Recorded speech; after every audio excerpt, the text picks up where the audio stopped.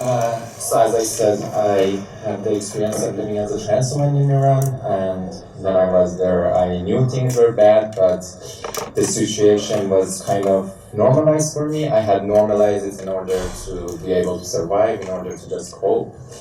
And it's just the suffering and the oppression that I was going through was so normalized for me. But when I left Iran and when I looked back and when I reflected on my memories, I was like, that was horrendous, and that was not normal at all. That was like really surreal and almost dystopian. So for me, as a trans woman living there, it had become normal somehow that whenever I leave home, there is a chance that I would run into the morality police, the same kind of police who arrested and murdered Mahsa Amini, whose real name is Gina. So I always risked it whenever I left home that I would be arrested by them just for being trans, just for being visibly trans and no other reason.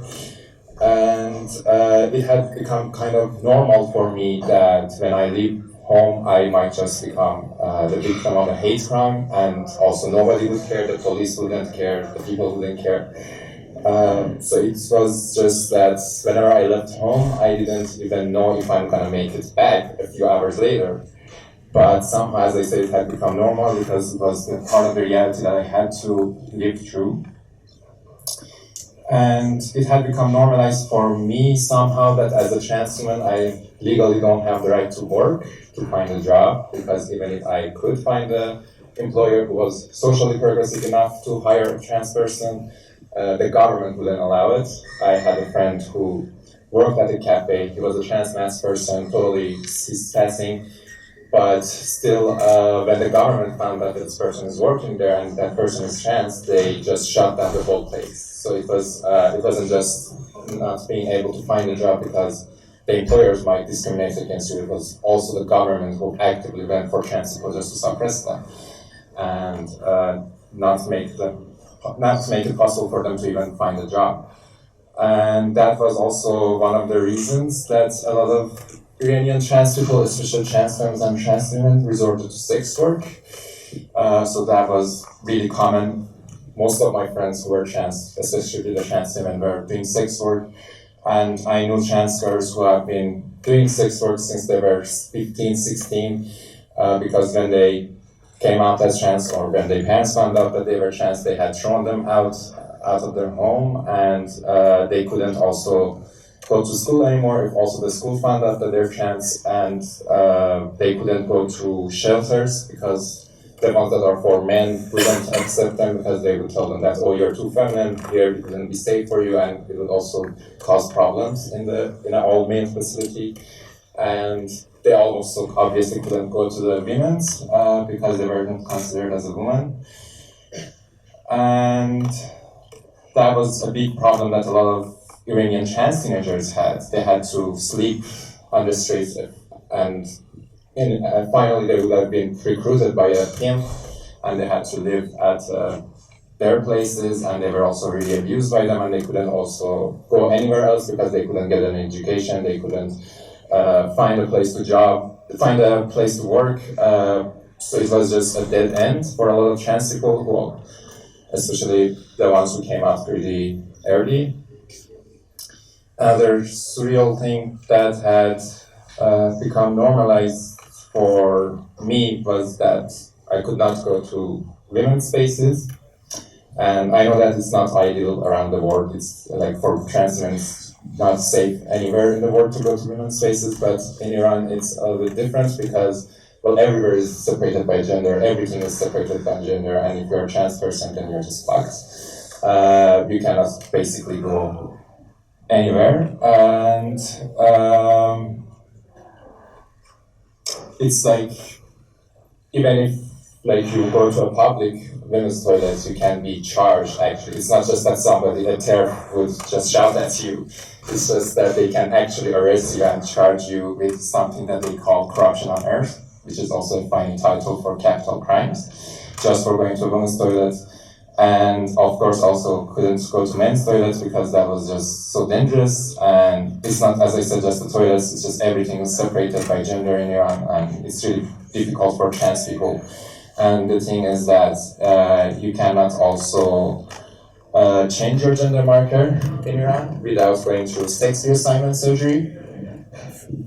And a lot of trans people, of course, including myself, don't want that, and that's a big problem. It's just not possible to live without going through that surgery. You cannot, as I said, find a job. You cannot go to women's spaces. You cannot just. It's just not possible for a trans person who doesn't want to go through that surgery to just basically even survive.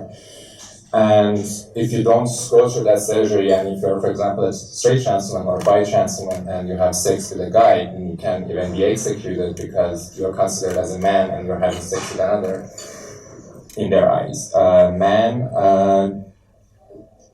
And as you know, as you might have heard, the punishment for two men having sex in Iran is also execution. And you cannot legally hold a job if you don't go through that surgery. You cannot be in women's spaces. You might be arrested by the morality police and be charged just for being trans or looking trans. And also a lot of trans people have been arrested by that police, have been charged with sex work, because also in the eye of the Islamic Republic, if you are a trans woman, you are a sex worker, because it's just a vicious cycle, because you cannot also find any other job. And they also don't need any evidence. They see you as a trans woman and say, oh, you're a sex worker. And they can also charge you with that, which can be a really big crime there. And it's just, as I said, not even possible.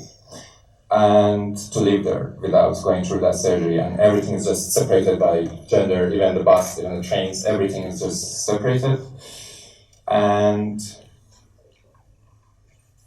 the thing is that you cannot also, even if you want to do that surgery, it's not so easy. So even if you're a trans person who wants to go through the surgery, it takes maybe 3-4 years to even get the diagnosis. It's not just self-identification. And in order to get that diagnosis, it's also a way of gatekeeping trans people. It's also a way of policing the gender.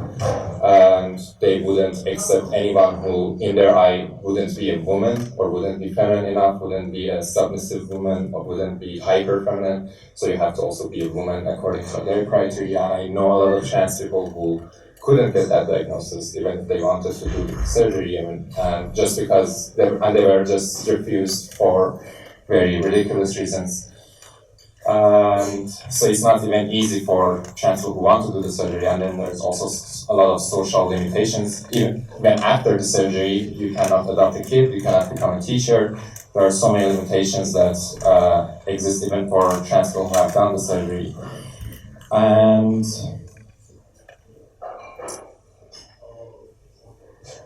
just some moments.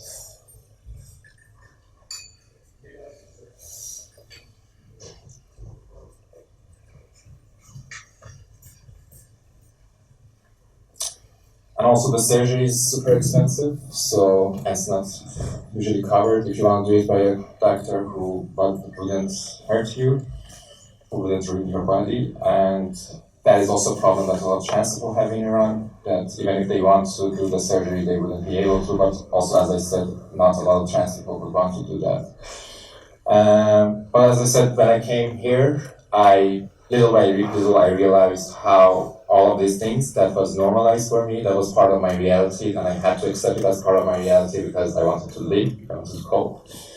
It was kind of a coping mechanism to normalize it for myself. When I came here, I just realized how horrendous it was, how insane and just unusual and not normal it is. And it's just, I cannot even understand how I could live there. Like, when I look back, I was like, how did I do that? Like, how did I even survive as a trans woman there? It's just, for me, that I have gone through that, it's just not even easy to understand. I don't know all other people who don't have that experiences. And sometimes when I'm sharing a memory from back home with my friends, they're like, oh, that was dark. And I'm like, okay, maybe I shouldn't share a lot of memories with my friends because that's just, it's gonna kill the mood. And because for me, it's still a little bit normal when I say that, oh, this happened when I did that.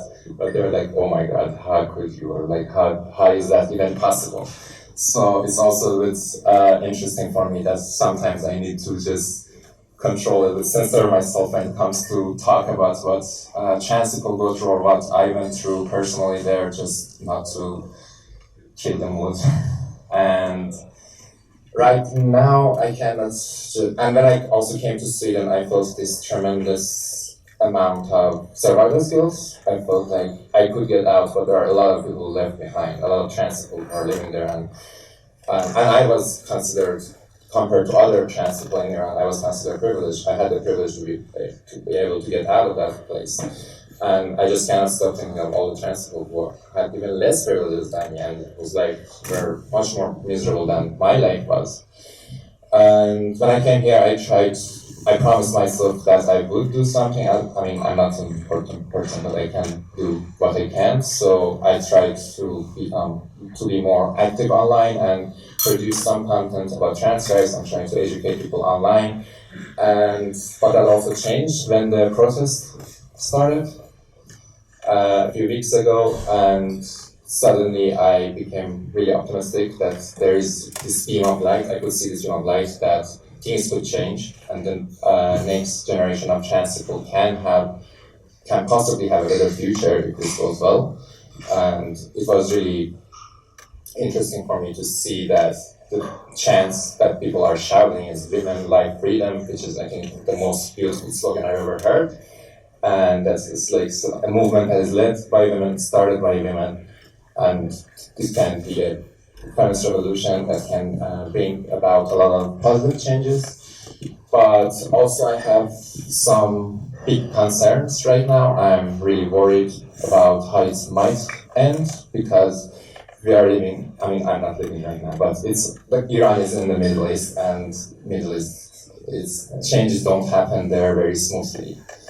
There are a lot of important things to work, there are a lot of things that can go wrong there. So I think Iranian people should really be careful right now. One thing that really concerns me is foreign intervention. I think the world needs to respect the Iranian people's right to self-determination, and that is really something that both Iranian people who are living outside Iran and also non-Iranian people who are allies to this revolution and to the Iranian people should focus on. That we shouldn't normalize foreign intervention. We should stop it in any way that we can. We shouldn't let sanctions be normalized or justified. If the world wants to help Iranian people right now, one of the ways is just lift the sanctions, because the sanctions are killing the people. And when I say, especially like for marginalized people like trans people, this affects trans people or like women much more also than any other groups. So I think if the world wants to help Iran, one way, or Iranian women, one way is just to lift the sanctions, not to put more sanctions, but unfortunately we are seeing that more sanctions are being introduced, and the sanctions are being tightened, that can endanger a lot of Iranian people.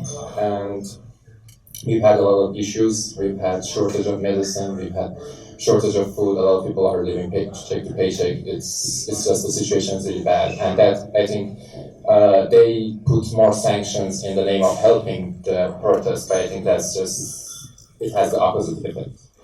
Because right now, people don't want, people are not looking for systematic changes within this regime. People want to overthrow the regime. And to overthrow the regime, one of the pillars of a revolution is general strike. And when you don't have enough money, when the unemployment rate is so high, partly because of the sanctions, I'm not just saying that the sanctions are the only factor, also the government has been really bad when it comes to the economy. But partly due to sanctions, when the economy is really bad, people cannot go on strike. So I think it's also even hurting the possible revolution that can happen in Iran. And there are even some Iranian groups who have ties with far-right groups in the West who are even calling for military intervention. And I think that also is something that we need to stand against. It's something really serious. We shouldn't take it lightly. It's something that people need to talk more about, and I think it's not talked about enough. I think, just as I said, the world needs to respect Iranian people's right to self-determination, and if a revolution can only happen if the people of that country want that change. The force that force should be from within, not from outside. And if other countries would intervene, it's not going to liberate Iranian people. A nation would only be free if it's also free from imperialism. Thank you.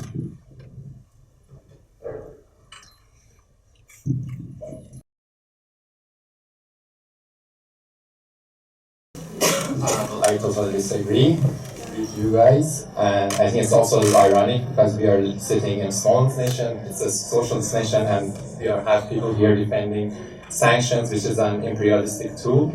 I'm a socialist, I'm against the regime, but that also makes me be against any form of foreign intervention, including sanctions. We know what sanctions have done in also other countries. 500,000 kids were killed in Iraq due to sanctions, and I don't want that to happen in Iran. They are talking about how if the sanctions are lifted, the government wouldn't increase the people's livelihood, and I also totally disagree.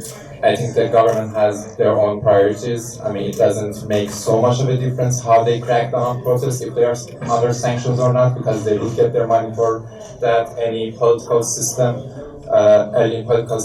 first priority is self-preservation, so they will get their money, and Iran is a big country, and protesters, so having sanctions or no sanctions would make no difference on that. But it would make a huge influence on how people are living. And I think that is also really important who it's coming from. A lot of middle class people might not be influenced so much compared to the working class people or other people.